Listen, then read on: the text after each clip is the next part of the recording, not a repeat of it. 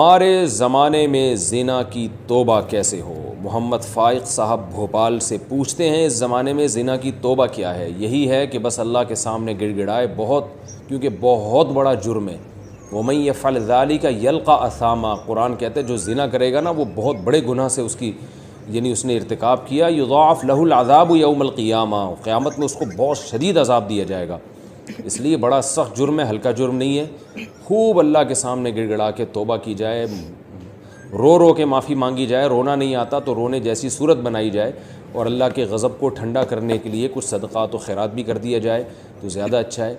और साथ साथ फिर आइंदा ऐसा काम ही ना किया जाए जिससे उस गुनाह की तरफ रग़बत हो, यानी उस गुनाह तक पहुँचाने के तमाम ज़राए और वसाइल को बंद कर दिया जाए। ये सच्ची तौबा है।